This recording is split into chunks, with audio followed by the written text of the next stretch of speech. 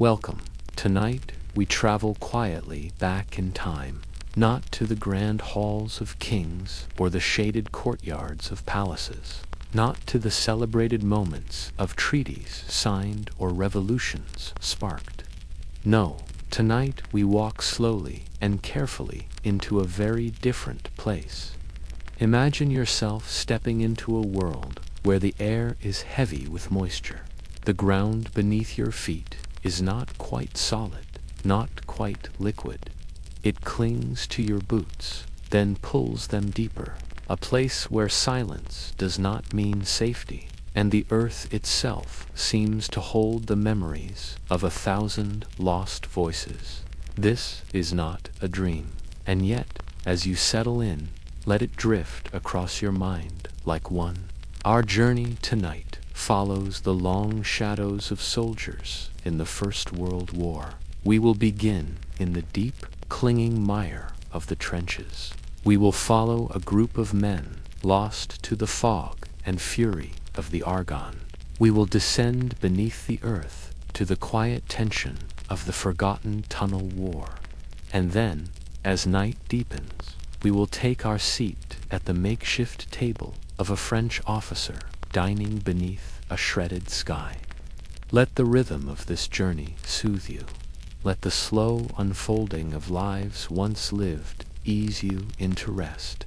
There is nothing here that demands your effort, just the quiet telling of days long gone. Picture yourself in northern France, sometime in late 1916. The sky is low and pewter-colored, the kind of sky that seems to press down gently, endlessly.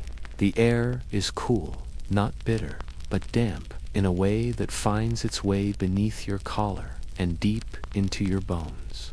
Before you stretches a narrow ditch, not quite 5 feet deep, shored up with sagging wooden planks and sandbags that have long lost their shape.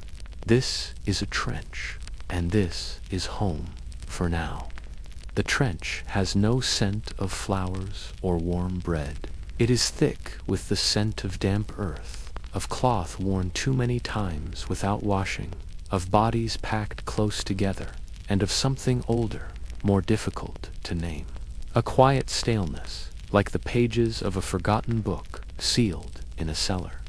The mud is not the mud of a garden after rain. It is something heavier, a mixture of soil and soot, of clay churned by thousands of feet, of spilled oil, of ashes from 100 fires. It comes up to the knees, and sometimes beyond. When the water level rises, it seeps into boots and soaks wool socks. It clings to legs like a second skin. You move slowly here, not because you are lazy, but because you must. The floor of the trench is uneven. Wooden duckboards float or sink. A careless step can twist an ankle. Worse still, it can leave you sprawled in the muck, your rifle and dignity both sinking beside you. Here, time stretches and folds strangely. There are long hours of stillness. You might sit with your back against the packed earthen wall, knees drawn up, helmet tilted forward. The sounds are muffled. A cough here, the soft scrape of a match, the distant hum of artillery, like thunder far away. And then, unpredictably, the sky may crack. Shellfire. It begins with a whine, a sound rising in pitch, as if the air itself is straining to hold it back. Then impact, a dull, chest-filling thump. Earth jumps. A man down the trench may shout, or not. In those moments, you might find yourself holding your breath without realizing it. There is no grand heroism here, just the quiet, instinctual bracing of the body, waiting for the next sound, and then the silence that follows. Always that silence. The soldiers around you are not always speaking. Words are rationed here, like everything else. Cigarettes are shared with a nod. A cup of tea, more boiled water than flavor. passed hand to hand. When food comes, it comes in metal tins. Bully beef, thick and salty. Hard biscuits, dry enough to crack teeth. Sometimes there is jam. If you are lucky, a piece of cheese. Eating is not a pleasure. It is a task performed out of necessity. At night, the trench changes. The darkness brings a colder kind of damp. Men move like shadows, checking the wire, whispering orders. The stars above are distant and pale. The enemy is just across the field. You cannot see him, but you know he is there. Sleep, when it comes, is shallow. You do not stretch out. There is no pillow. You curl into yourself, helmet tipped forward, a blanket around your shoulders, if one is to be had. The rats are not shy. They are fat and swift, darting across boots, climbing up and over sleeping forms. You do not hate them. You barely notice them anymore. They are just another part of the trench, like the boards, the sandbags, the ever-present mud.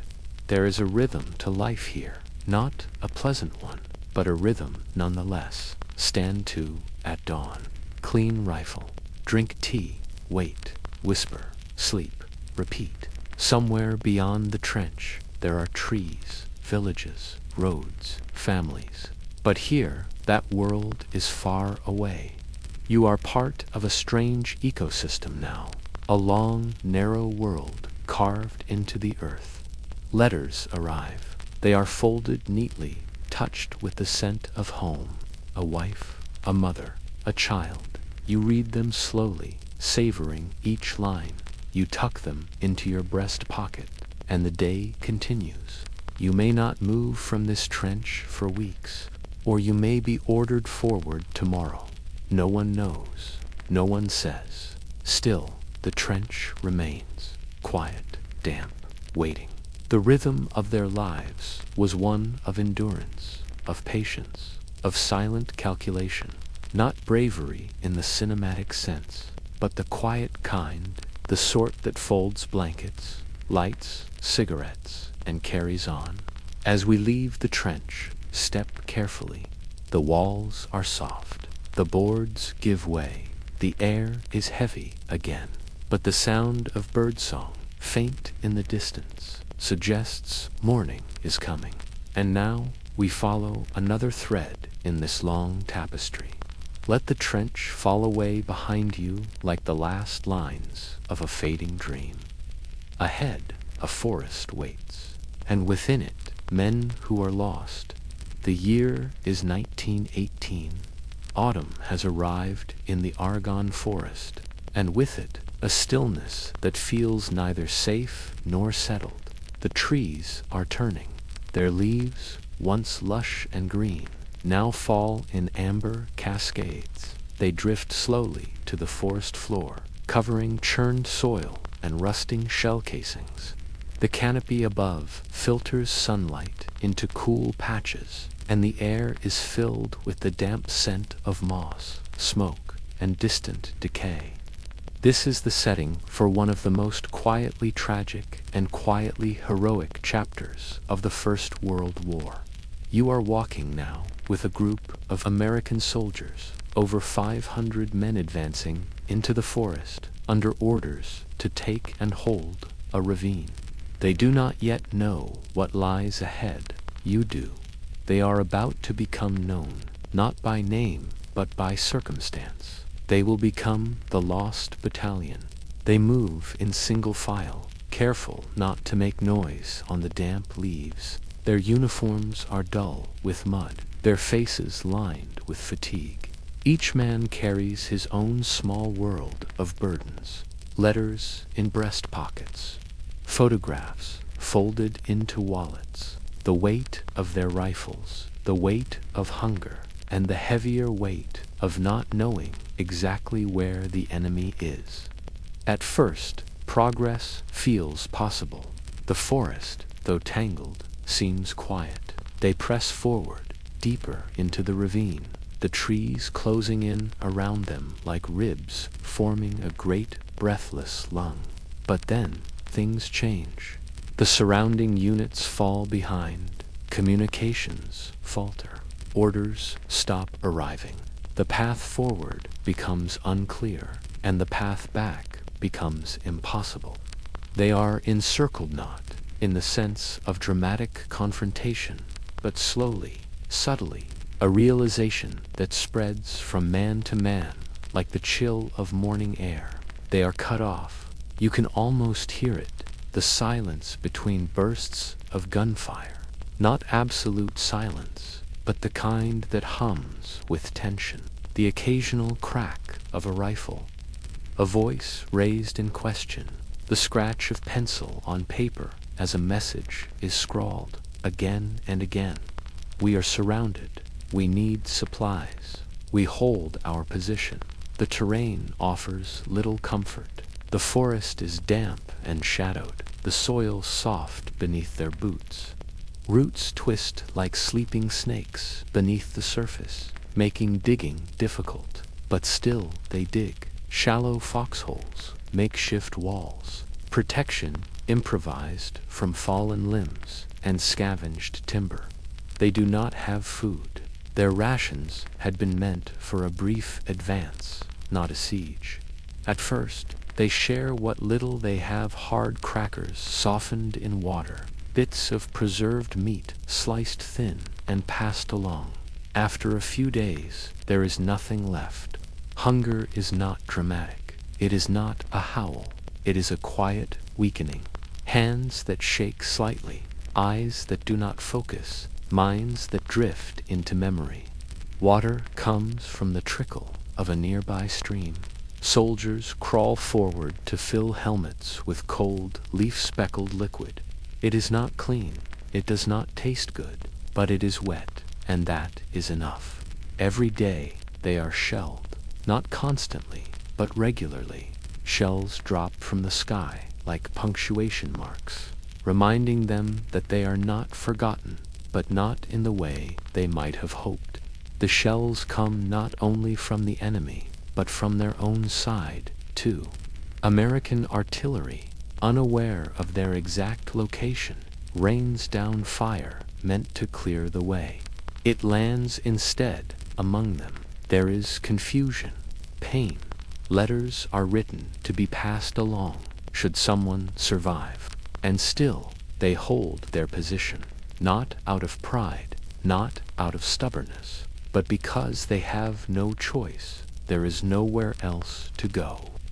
Among them is a carrier pigeon, a small bird with gray feathers and soft, blinking eyes. His name is Sher Ami, though few know it yet. Tied to his leg is a message, scribbled in haste. Our own artillery is dropping a barrage directly on us.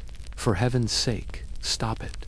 The bird takes flight, wings beating through the thick air of the forest. He is struck by gunfire, but continues. His message arrives. The shelling stops. Many lives are saved. The pigeon becomes a quiet legend.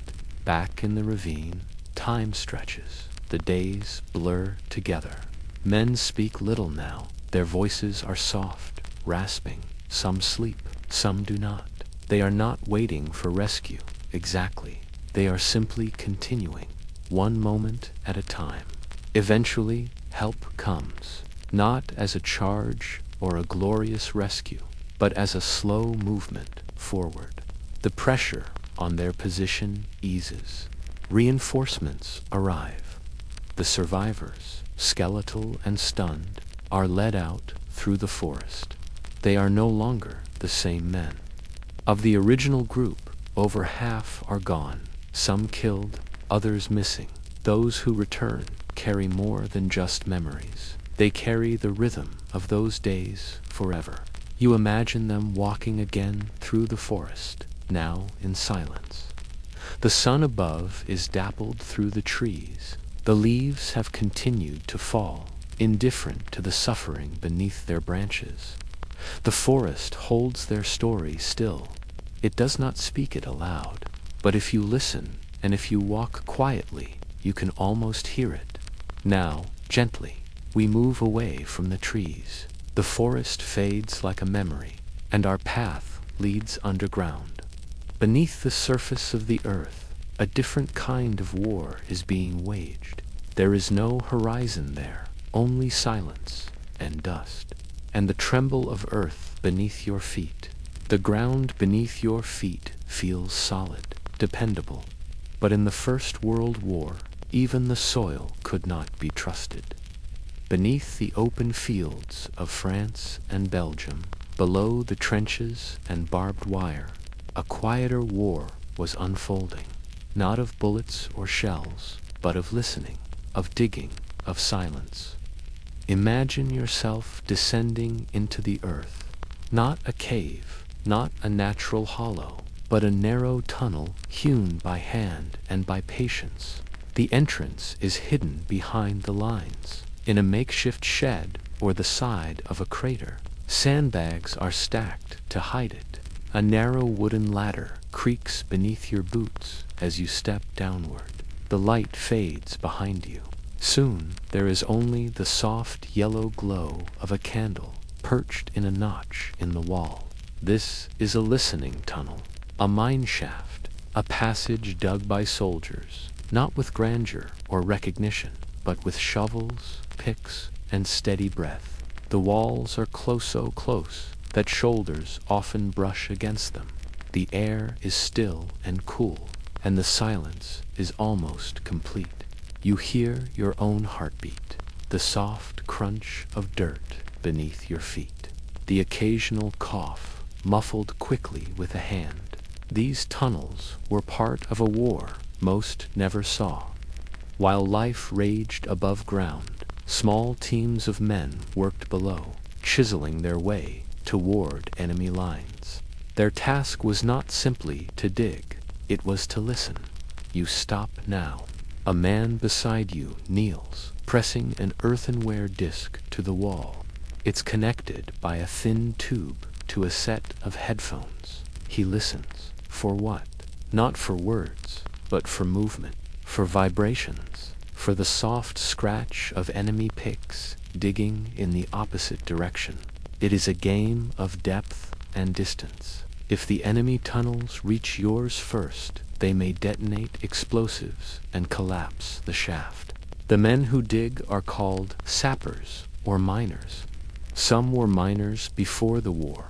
Others were simply chosen. They are used to darkness now, used to the strange rhythm of underground life. They work in shifts, 12 hours at a time. There is no sunlight to mark the passage of day, no birdsong, only the steady, slow scrape of tools against clay and stone. The tunnels are shored with wooden beams. You can see the sweat stains on them, the notches carved by pocket knives, initials of men who passed through and are now elsewhere, perhaps above ground, perhaps not. There is no breeze here. The air is heavy with the scent of damp soil, burnt wax, and breath. Ventilation shafts help, but barely. The candles flicker often. The walls sweat moisture. Sometimes the sappers hit pockets of water. It rushes in quickly. Tools are dropped. Men scramble back. The tunnel floods. Hours of work lost in minutes. Sometimes they hear something else. A thud, a silence, a vibration that feels wrong, a smell of oil or dust disturbed, and then, perhaps, nothing.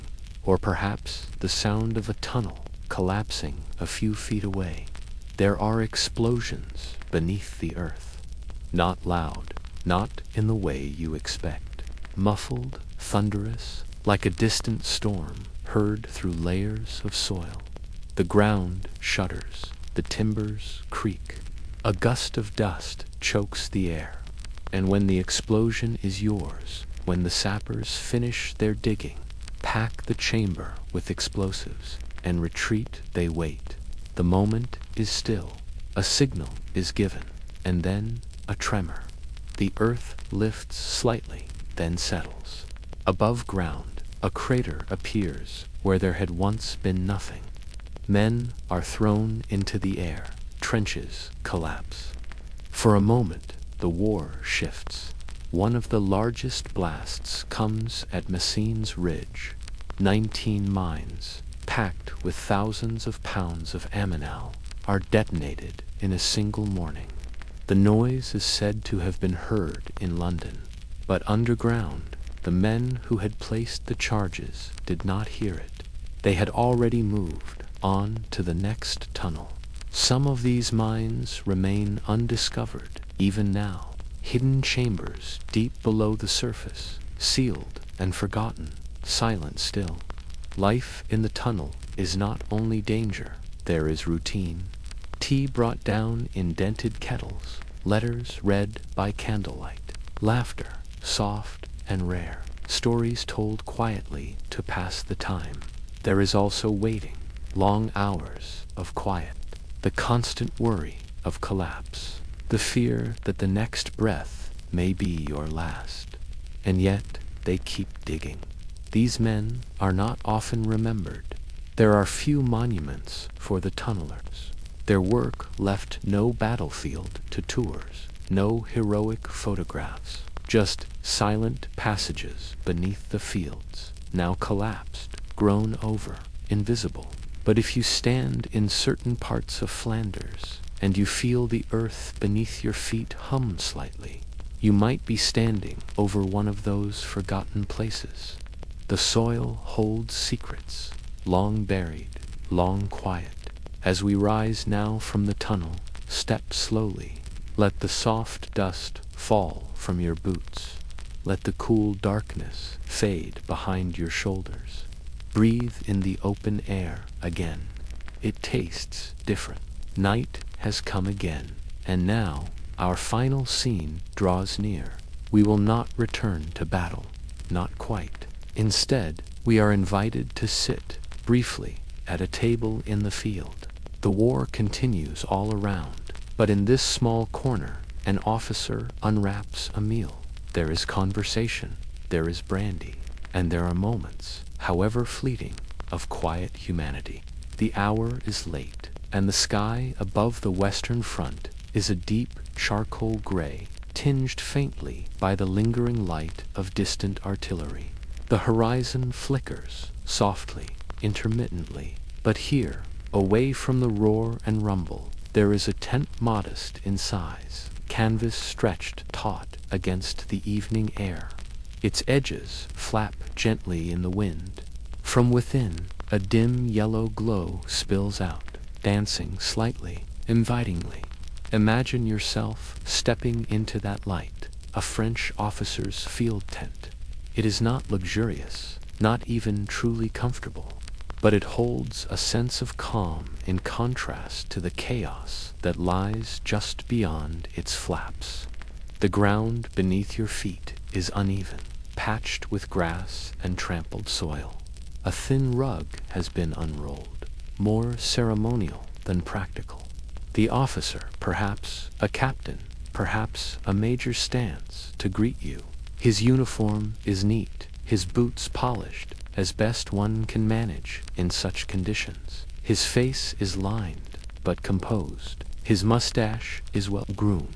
He offers a nod, a gesture of welcome, before motioning to a folding chair beside a collapsible field table. On the table is dinner or something approximating it. Tin plates, metal utensils. A loaf of dark, dense bread sits beside a wedge of sharp cheese, its rind flaking slightly in the cool air.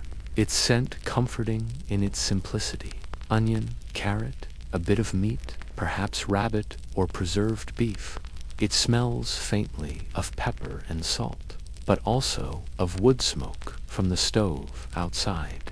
Wine is poured, not much, but enough to warm the throat. A thin-bodied red from somewhere in the south. Across from him, another man lights a cigarette, the flame of the match flaring briefly in the low light before vanishing.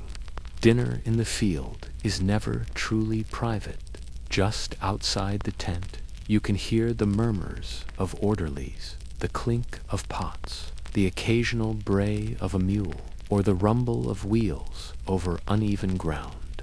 The officer speaks softly. He is careful with his words, as if conserving not just breath, but meaning. He mentions a letter received that morning. His wife has sent news of a harvest back home. The grapes were late this year. The children are well. He simply stirs the stew with a worn spoon, as though anchoring himself in the motion. A small radio sits on a crate in the corner, but it is silent tonight. Sometimes it plays music, thin, wavering tunes from Paris, caught between bursts of static. Tonight, though, it is quiet. The war does not always allow for melody. Some names are smudged, others are circled. Near the map, a small wooden box holds letters bound with string. Some opened, some not. The meal continues at a leisurely pace. The knife is dull, the crust hard, but it is still bread, still food. There is meaning in the act of sharing. As the main course ends, dessert appears not sweet, not really, but satisfying. A few squares of chocolate, slightly melted at the edges, a tinned pear, sliced and served in syrup. The kind of food that reminds one of a kitchen, of something homemade, even if it comes from a ration box. He pours a small measure of brandy. The liquid catches the candlelight, amber and smooth.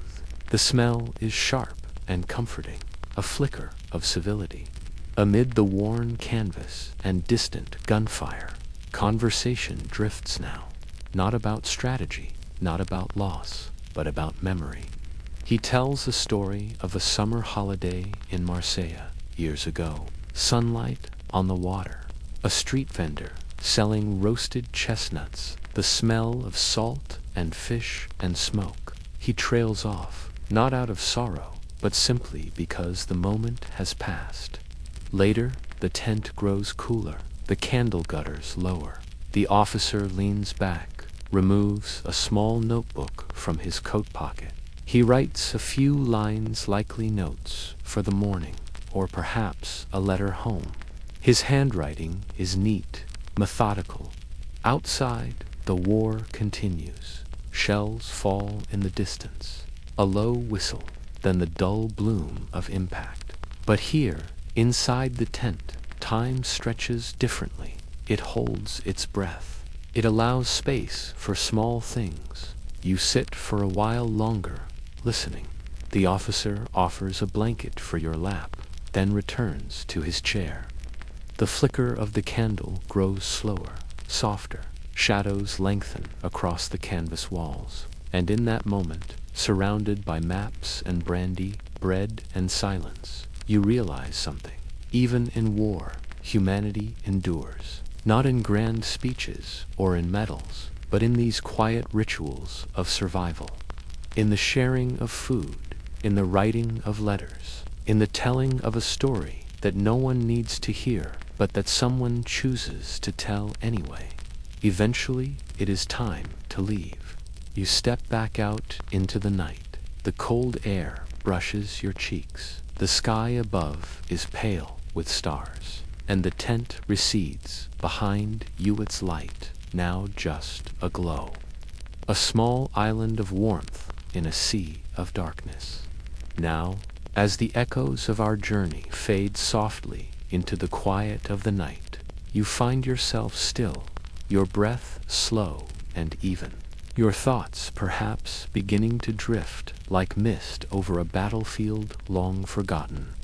We have wandered together through the trenches of the First World War, felt the cold squelch of mud beneath worn boots, watched the candles flicker in underground tunnels, and sat at a modest table with a weary officer, sharing a quiet meal amid a world unraveling.